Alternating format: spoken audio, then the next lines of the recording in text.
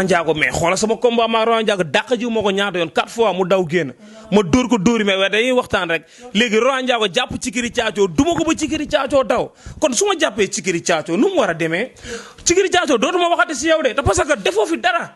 ay daw nga fi wane. te ba léegi li ma la interdit dégguma nga wax ko te ñeme woo ko gërr boo nee gërr rek dóor naa la embuscade. gër bi instant dama ko interdit ay waxu Grand Dakar yooyu. te parce que Grand Dakar Tafa Boy Bambara mu ngi fa Tafa Boy Bambara xoolal combat moog Papa Sow daa encaissé coup ba daanu musul wane ginnaaw daw ñooñu ñooy jàmbaaru Grand Dakar gars yi dañoo war di fàttaliku jàmbaar yooyu de ay Lac Rose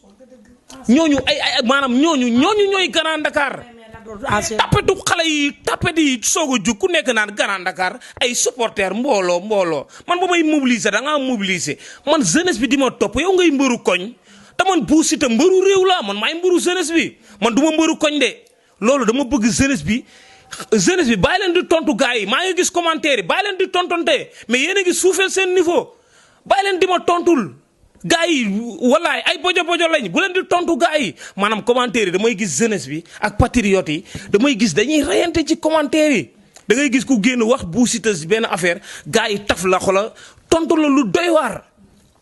mais xoolal jeunesse bi temps boobu ñuy am ci Bou Siteu di dem bay commentaire yamoo ci seetaan Bou Siteu kese ngay dem bay xool ku ko wax lii ak ku ko waxul di tontu kon man du ma ko ndaw ci réew mi.